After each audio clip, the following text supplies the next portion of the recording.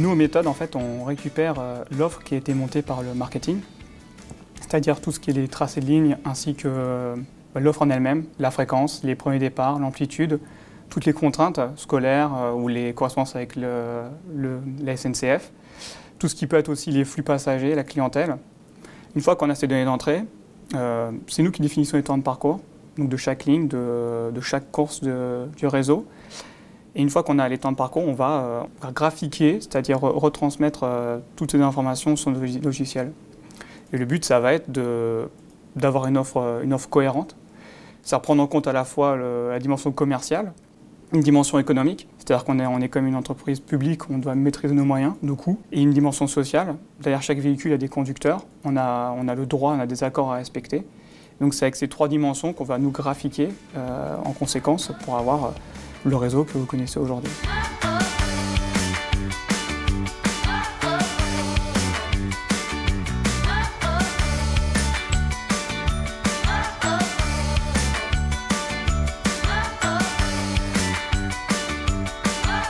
Une fois que le graphiquage est terminé, c'est ce qu'on a fait qui va alimenter le site internet en termes de fiches horaires, les fiches au poteau ou les fiches horaires que vous avez. Le réseau Ivier, donc il faut mettre ça à jour. Donc c'est un cercle, c'est une roue ça roule toujours et ça ne s'arrête jamais. Il faut toujours mettre à jour nos données. Avec, voilà, une fois plus, on est là pour offrir un service de qualité à nos usagers, à nos clients qui chaque jour prennent nos véhicules.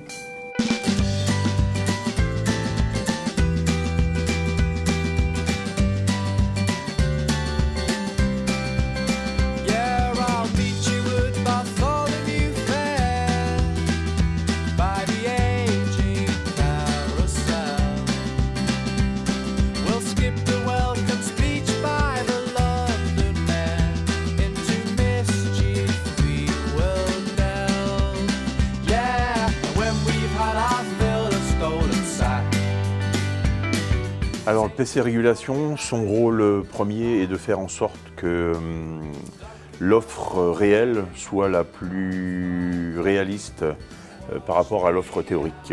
C'est-à-dire si par exemple Metz Métropole indique que sur la ligne 3 il y a un bus tous les 10 minutes en théorie, notre métier est de faire en sorte que cette offre soit la réalité soit la plus près du théorique.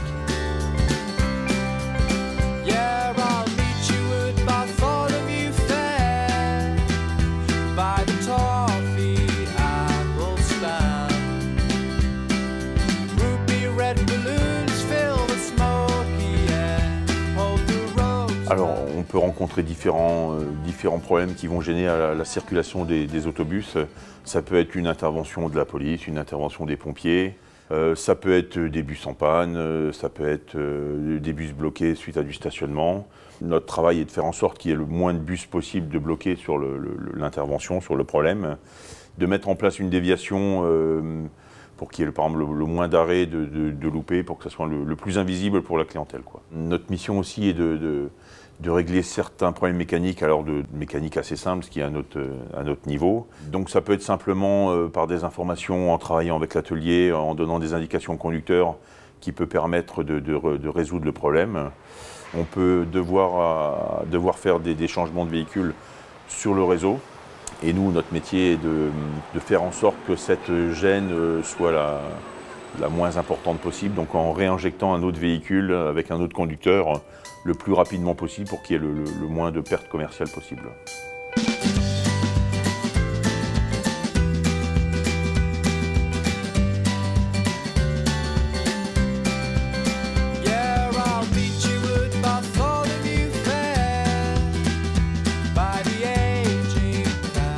Alors tous les véhicules sont suivis donc par GPS, ce qui nous permet d'avoir les avances, les retards exacts au mètre près. Par la suite, toutes ces données sont conservées, ne servent pas que pour la journée d'exploitation.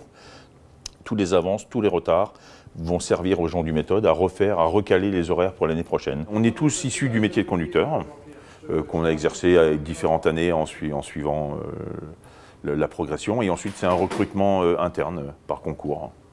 Donc on est obligé de faire passer les véhicules par des lieux ou des rues où on ne passe pas normalement et on ne peut pas envoyer n'importe quel véhicule de différents gabarits n'importe où, quoi. Donc la connaissance du terrain est et la qualité première est même primordiale, quoi.